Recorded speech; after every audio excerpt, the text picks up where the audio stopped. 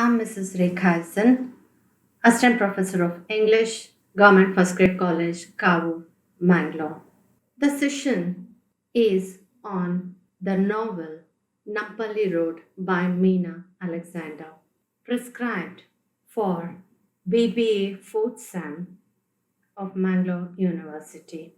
The today's session deals on the chapter 1, the Orange Sellers Protest. Coming to the chapter 1, the chapter 1 starts with the hottest afternoon in Hyderabad, where you see the main characters Meera and Ramu. They go to a new Mysore cafe hotel that is there in the Nampally road, which was always flooded with people. They sit in a well lit spot observing the busy streets of Hyderabad, where always people busy with their business. Ramu was seen in a cotton kurta and trousers of aligar cut, pushing his black hair out of his eyes. Meera, who was 25 years old, she thought that Ramu was also of her age because he was also born a few years after independence. He never reveals his birth date to anyone because he used to get nervous that a modern woman would start to match their horoscopes and predict the future. Because he had a very bad experience where his three aunties predicted his future, that he would have to travel overseas for studies, and they wanted him to marry a young girl before his departure. He was always taken care by his aunties. They had his responsibility because he lost his parents in a terrible car crash. So they forced him to get married before his departure. In a very rage, he turned down the Rhodes Scholarship of going abroad and accepted the application from Jawaharlal Nehru University, Delhi. Then he swore on the memory of his dead mother that he would not leave the boundaries of free India and not to reveal his birthday to anyone at any cost. During his final years of education, or PhD, that collided with the emergency period of India, Ramu was very active in protests and he helped to produce the underground newspaper that students set by hand, moving from house to safe house around the university. He took part in all the protests by the students. He was offered a job at Sona Nivas College where he met Meera.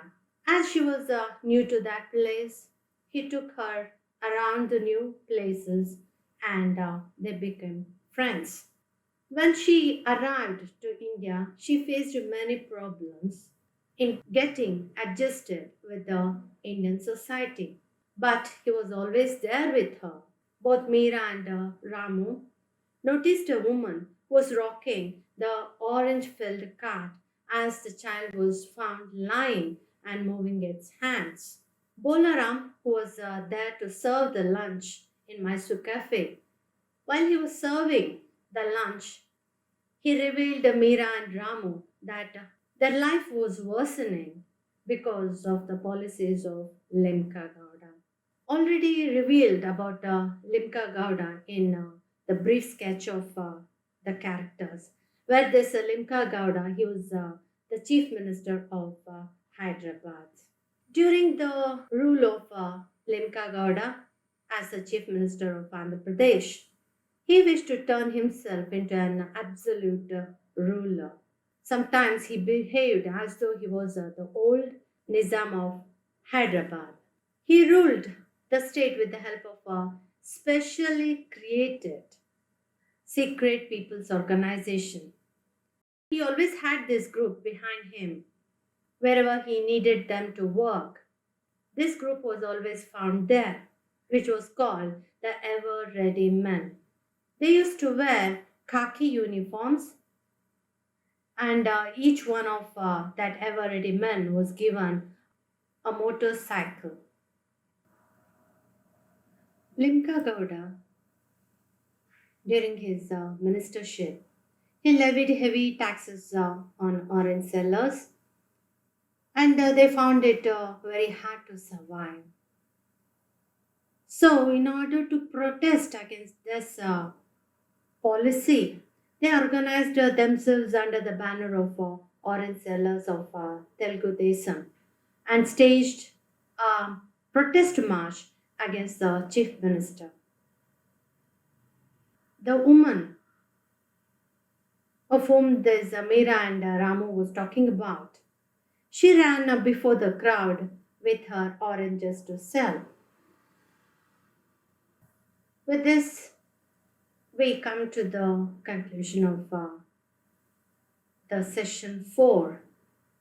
And if you need any further study on this chapter, you can go to the text compulsory foundation course in English for the BBA degree program SEM 4.